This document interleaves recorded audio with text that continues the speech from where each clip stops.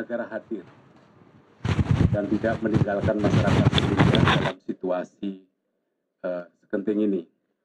Bapak Presiden telah memimpin langsung koordinasi seluruh kementerian lembaga, TNI dan Polri, dan juga pemerintah daerah serta BUMN. Bapak Presiden memberikan instruksi agar situasi ini diperlakukan sebagai prioritas nasional, termasuk jaminan bahwa dana dan logistik nasional tersedia secara penuh, secara total. Salah satunya pada saat tanggap darurat ini menggunakan dana siap pakai.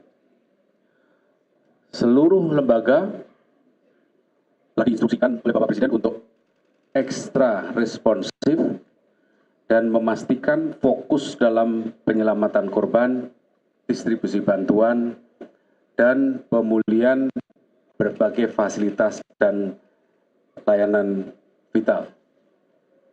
Artinya terus dilakukan penanganan nasional dengan mengerahkan sumber daya maksimal pemerintah pusat dari seluruh kementerian dan lembaga, baik itu BNPB, termasuk juga luar biasa dari TNI dan Polri. Berikutnya, pemerintah juga terus waspada dan siap siaga. BMKG sudah menyampaikan ada potensi hujan lebat, bahkan sangat lebat sampai akhir tahun ini, termasuk di wilayah Aceh, Sumatera Utara, Jawa, Kalimantan, Maluku, dan Papua.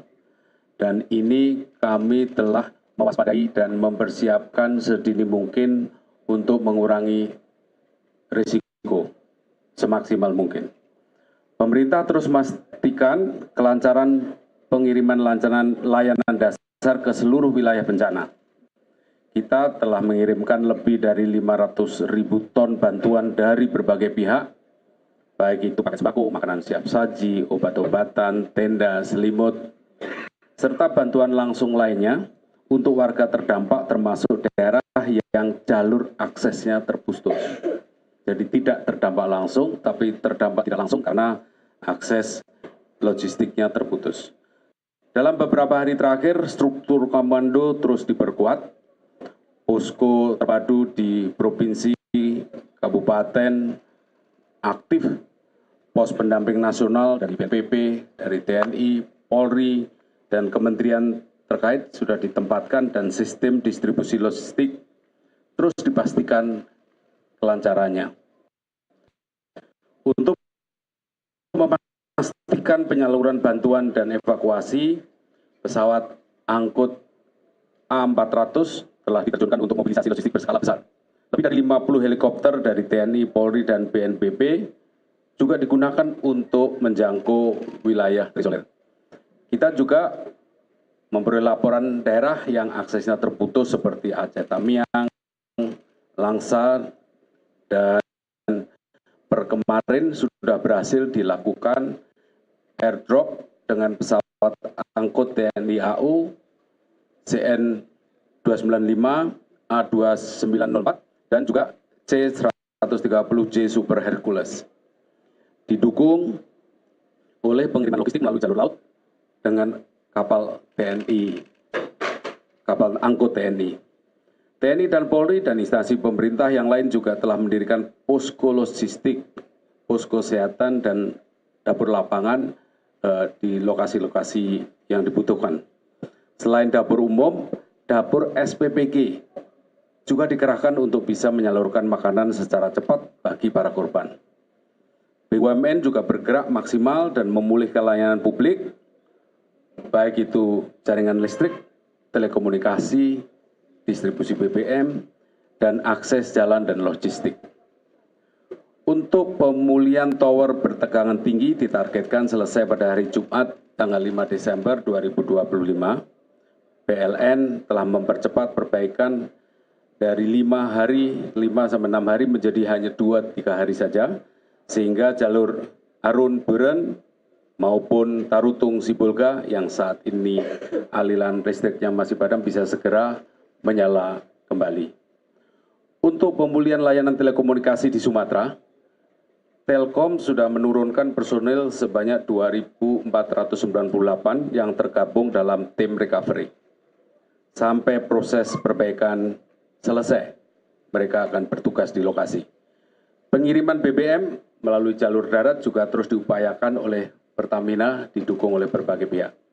Saat ini Satgas Penertiban Kawasan Hutan sudah turun tangan menelusuri dugaan gelondongan kayu yang banyak terbawa arus banjir. Pemerintah terus menelusuri pihak-pihak yang diduga melakukan pelanggaran melalui analisis citra satelit. Untuk fase tata kelola rehab rekon juga sudah dikoordinasikan. Lead agency untuk fase tanggap darurat sekarang ini tetap BNPB. Fase rehab rekon telah mulai dipersiapkan. Targetnya dalam 100 hari dan timeline 1 tahun disiapkan agar publik dapat mengawasi capaian secara terukur. Fokus pemerintah bukan hanya membagi bantuan logistik seperti beras dan mie instan, tapi menjaga semua warga agar punya harapan untuk membangun kembali kehidupannya. Kami juga menyampaikan permohonan maaf apabila dalam upaya penanganan banjir dan longsor di Aceh, Sumatera Utara dan Sumatera Barat ini masih terdapat kekurangan. Tapi instruksi dari Bapak Presiden sudah sangat jelas, kita harus mengerahkan seluruh sumber daya dari pemerintah pusat, seluruh KL, TNI Polri, BNPB, agar setiap jam, setiap menit ada perbaikan, percepatan, dan peningkatan respon terhadap kebutuhan masyarakat. Kami juga ingin menyampaikan apresiasi solidaritas dari seluruh warga negara Indonesia yang ikut berkontribusi untuk membantu sesama anak bangsa.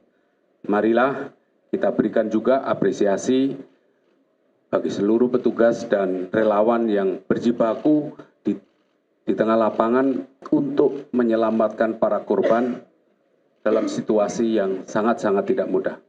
Terakhir, kami mengajak seluruh pihak untuk menjaga semangat solidaritas dan tetap bersatu demi keselamatan dan recovery pemulihan semua pihak.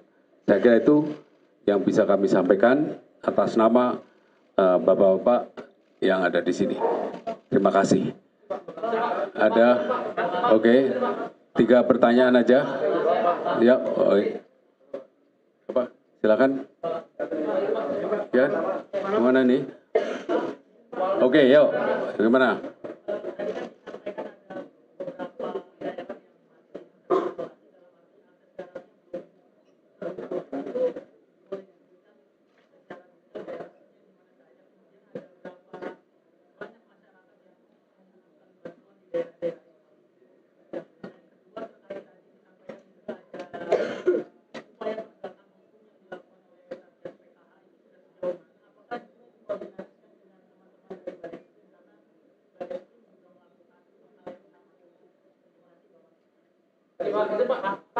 Ya, di mana? Oh ya, itu. Oke, gimana? Ya. Penyaluran bantuan yang dilakukan melalui helikopter itu kan viral karena saat diterima oleh warga itu rusak, Pak. Beras dan minyak itu nggak bisa terpakai lagi. Apakah ada evaluasi untuk penyaluran yang dilakukan melalui helikopter? Dan yang kedua soal kemarin ada warga yang menjarah minimarket dan ditahan oleh kepolisian. Apakah itu memang langkah yang dibutuhkan atau harus dilakukan oleh kepolisian mengingat warga itu menjarah karena sedang terimpit bantuan yang tak kunjung datang? Yang ketiga, udah perempuan cewek, oh gantian, iya Mbak, ya, break.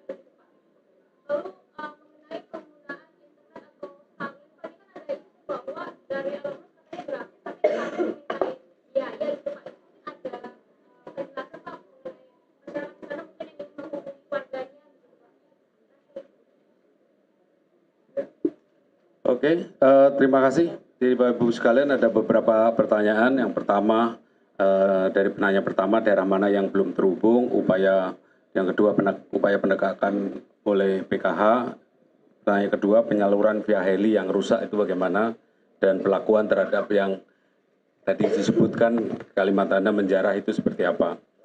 Kemudian yang pertanyaan ketiga, kerugian di daerah longsor sudah dihitung atau belum, modifikasi cuaca apakah dilakukan, Starlink itu butuh biaya nanti. Jadi mungkin sepintas kami sampaikan yang kaitannya Anda sebut tadi penjara. Jadi saya kebetulan menyaksikan sendiri pada saat ada kerumunan di depan gudang Bulog di Sibolga, Pandan. Itu kemudian justru masyarakat berkumpul, terus kemudian dibagi dengan beras 5 kiloan. Jadi dalam situasi seperti ini, pemerintah berusaha untuk meringankan beban masyarakat. Jadi karena masyarakat butuh, ya waktu itu terus langsung satu orang dikasih satu calon. Artinya apa? Sebetulnya yang terjadi waktu itu di Sibolga itu adalah pemberian bantuan kemudian bisa berjalan dengan baik. Yang awalnya memang berkerumun, kemudian sudah bubar. Dari Bapak Ibu yang lain, saya persilahkan mungkin dari TNI Polri.